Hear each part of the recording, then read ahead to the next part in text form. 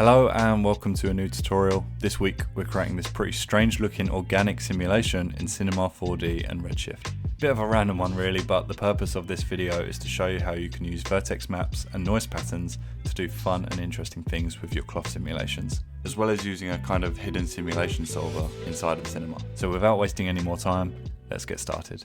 Okay, so to begin with, we want to bring in a cube and we want to just make it a bit taller. So I'm going to turn this up to 350 and we need to give it some more faces. So at the moment we've just got one segment on each of these properties, so we need quite a lot more of these, but instead of just turning these up, I think what I might do is stick this in a remesh.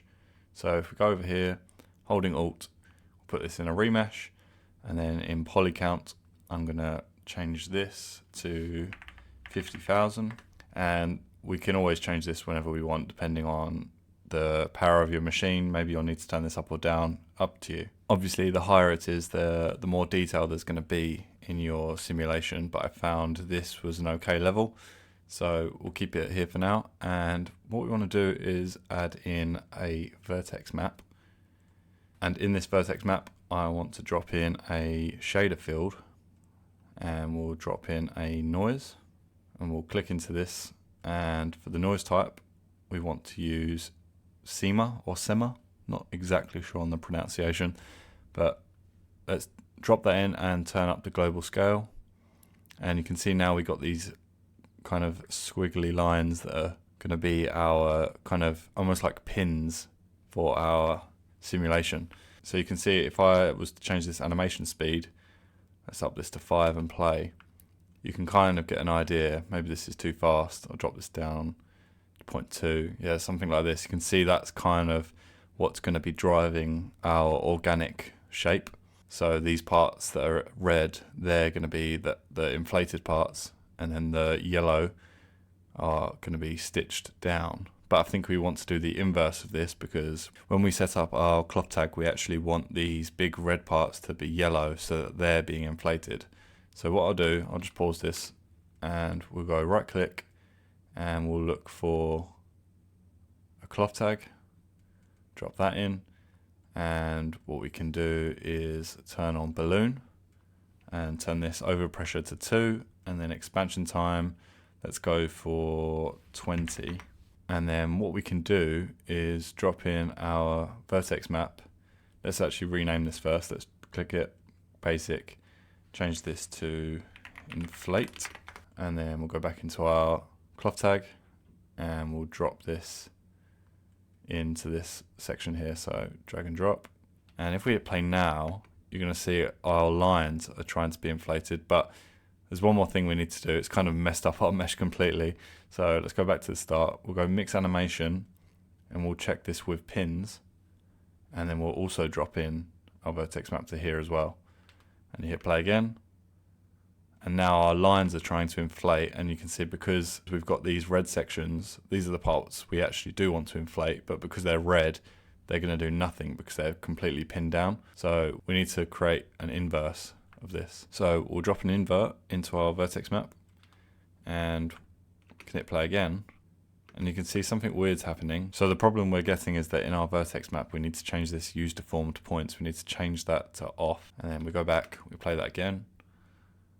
Now this is going to work closer to what we want. It's a little bit jittery, so we're going to change that in just a second. But let's go back into our cloth tag. So yeah, what we've got this mix animation, and we've checked with pins. So now our vertex map, so these red parts are going to be pinned down and not animating. So you can kind of see, if I was to go back in here and turn this influence down and then hit play, you can see it's being a lot looser. It's practically not. You can see it's kind of referencing where those lines are, but the influence has been turned down quite a bit. So you can see once I turn it up, it gets stronger and stronger. So you can kind of find a nice midpoint, because maybe you don't want it to be like so strong that it's like really contrasted, but if you were to turn this down, it can blend it together a little bit nicer. I think 35 maybe, so it's not such a sharp cutoff. Kind of just bleeds into I might turn up the scale of our shader. So let's go to our shader field, and I'm going to turn this scale up even more, something like this. I've got this camera set up so that we're kind of down at an angle, and I think this is looking pretty cool, pretty organic. But something I want to change is in our Control D simulation settings, I want to turn off the iterations, and you can see that automatically turns smoothing iterations to 1. And I also want to turn up the dampening to 90%. And if I right click on iterations and go show help, you can see this section here. If you set iterations to 0, a different solver is used internally, which converges more slowly than the standard solver, i.e. in a figurative sense, treats the constraints somewhat more laxly. The smoothing iterations will be set to 1. So I don't know too much about what goes on under the hood of Cinema, but it's using a different solver and the constraints are more laxly. So if we hit play now, you can kind of see, maybe if I turn the dampening off so we can see this, or put it to default and let this play, you can see it kind of feels a bit more loose and flimsy almost. Maybe the animation's moving too quickly now. Maybe I could go back into our shader field and turn down by 1 the animation speed. But yeah, it's kind of behaving a bit differently because, as it said, it's using a different solver, and I think I actually do want to tighten up this influence. So I'm going to turn this up maybe to, let's try 70. And I think this is looking okay. I think something I forgot to do as well is with the cube, I want to turn on the fillet, and I'm going to up this to something like 10 just to round these edges, and turn up the subdivision to 4. And I want to play that again. Yeah, it's quite bouncy, but that's where the dampening comes in. So I turned mine quite a bit up. So we play again. You can see it's like softened this out quite a lot now, which I quite like. I'm going to turn up the frame range, and yeah, I'm quite liking this. And some extra steps. Once we're happy with this, obviously we can cache it, but we can also stick this in a subdivision to smooth things out, which looks quite nice. Something else we could actually do, let me turn the subdivision off. In our cloth tag, let's go to surface. We never actually touch these, but I'm going to turn the bendiness up to 200, and I want to turn the target length to 120%. Bendiness, pretty self-explanatory, but target length, this is going to let the faces, or I guess the points, it's going to let them stretch further apart from their initial position. If I was to turn this down to below 100%, it's going to be tighter. It's going to pull the mesh or pull the points closer together. So I'm kind of just letting them expand a bit more. So I'm going to hit play. I'm liking this. I can turn the subdivision on. It's going to slow down quite a lot. I'll turn it off for whilst we work on it. But I'm quite liking our result that we've got here. So subdivision off, and I might just start setting up our material. So I'm going to drop in a new material, drop that straight onto our remesh, and I have set up some lights already for the scene, but you can quickly see it's only a simple setup. I'll come out of the camera. So our camera's positioned down here, so it's kind of looking up. If I turn the world plane on, it might help understand a little bit better, but you can see mesh in the middle, camera down here, looking up towards the main subject, and then I've got a light over the top, which is this one, which is I've turned the spread down to make it a bit tighter. I'll drop in a render viewer. I'll dock that here so that we can just quickly see. Turn this on. I'll lock it to my camera. Let me just turn these off so you can see one by one. So yeah, I've got the overhead light just casting a nice shadow down onto our mesh. We could turn the subdivision on. That looks a lot nicer. And then I've got this second light, which is kind of creating the side highlights here, which is creating some nice dark patches in here and these gaps, which I quite like. And then I also added a background, which I always drop in a plane as a child of the camera, and then I just move it on its local axis away. So you see if I drag this all the way back, you can see it ends up at the camera because I spawned it there. I just moved it back behind our hero, and then I just added another light to kind of cast onto that background. I might need to move it back a bit more. Something around here, probably a little bit too strong. Let me go into that light.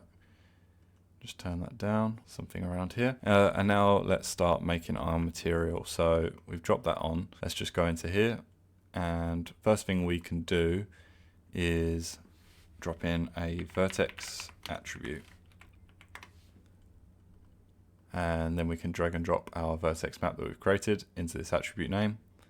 And we can use this now to control some different things. So first I might go into my standard material, turn up this transmission, and you can see now our mesh is becoming a little bit transparent. If we just turn the roughness down, you can see I don't really like this look too much, so I'm going to keep the roughness up just a bit, kind of wash out the lights. And now we could use this vertex attribute to control some colors on our mesh, because we've obviously got those lines that we had set up, but because they're so small, we might not actually see much of a difference in this, so I might leave them for this one. So instead we could move on to the next vertex map that I was going to create. So in the example, we had this kind of almost stretching kind of feel. It's either like it's stretching or just some kind of like organic highlights to the parts of the mesh that are really like bulging out.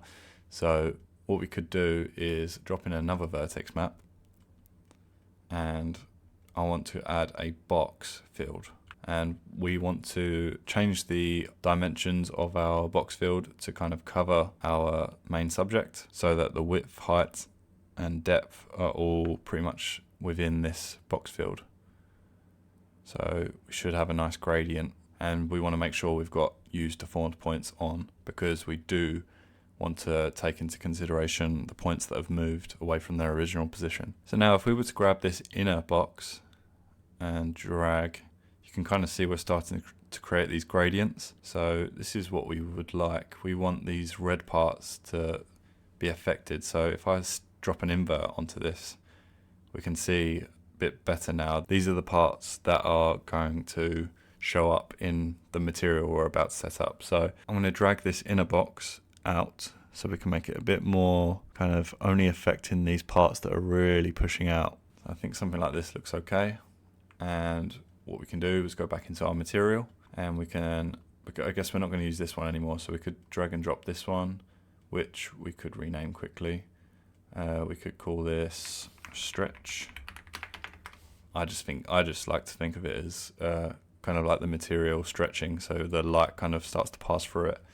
So we'll drag and drop this into the attribute name, replace this one. We actually need like a noise to act as our kind of stretching effect. So we'll drop in a max on noise, and I used displaced Voronoi. We can drop in a bump map. We can plug that in, and we can kind of see it starting to show up. Maybe I'll change to a 4K resolution so we can see this a little bit better. But you can see we're starting to get some texture on our mesh here, but I want to highlight, so I kind of want to use this texture and kind of mix it with our vertex map and then highlight it, so it's almost like a little, not glowing so much, but kind of just brightening the texture. So yeah, like I said, so it feels like it's almost stretching. So we're going to set that up now. So the first thing we need to do is drop in a color layer, and we can connect our max on noise to the first color, and then we can drop our vertex attribute to the mask of layer 1. Now we can plug this directly into our surface so that we can just see it on our mesh. We're kind of getting the opposite of what we want. So we're getting like these dark patches on the parts that are stretching out. So what we'll do is drop in a color invert, or we can just disable the invert that's in the vertex map, but I'm just going to do it in the material. Connect that into our mask, and you can see now we've kind of got what we want. We just need to tighten this up a little bit. So I'm going to make some room, bring these over, and out of this color layer I want to plug in a ramp. So we can plug that in, and let's plug that into our surface as well, just so we can see what we're doing. So if we were to grab this black handle and pull this up, you can see we're starting to push out now, like right to the furthest edges. So we kind of want to find a level that we're happy with, which I think around here, maybe a bit more actually. I kind of want these faded bits to be showing up a little bit more as well. This piece here is obviously very stretched out, probably the furthest. So that's what we want. We want that to show up the most. And I guess now we could add some color to this. So let's add another ramp, plug that in. And let's change our white to like a light orangish kind of faint color. Let's see how this looks. So what we can do is drag and drop over our standard material and look for emission, color. We'll select that. And let's go down. Let's also actually plug in our standard material again so we can see this. And let's go down to emission and turn this up.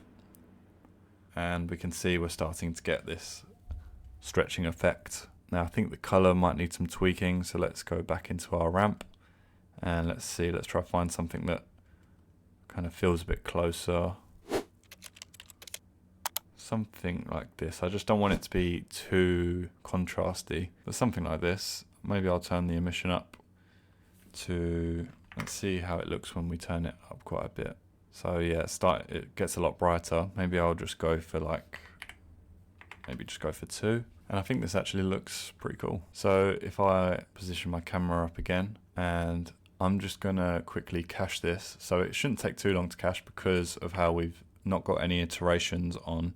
So I'm gonna go back into our cloth tag, cache, and cache this object. So we're back and that didn't take too long to cache, so we can play this back. I'm just gonna disable my background plane in the viewport just so I can see this a little bit better. Make sure the subdivision is off and we can play this back. And yeah, this is looking nice. I quite like this organic feeling. And we can kind of just scrub through a little bit and see how this is working. So something to note is turning off and on this subdivision will change how your maximum noise behaves. So depending if you're going to actually have this subdivision on, maybe you'll need to adjust the maximum noise input scale. So for now, we're just going to see how this looks. So if we scrub through, we can see different parts of the mesh. So we've got this part here changing, looking like it's stretching a little bit. And then yeah, it's changing as we go through it. I guess we could just turn the subdivision on so we can see this. But yeah, I think this is looking quite nice, quite a nice organic shape. Once you're happy with everything, your lighting, materials, you should be ready to go ahead and render. But anyway, that is it for today's tutorial. Thank you so much for watching, and I hope to see you in the next one. Thank you.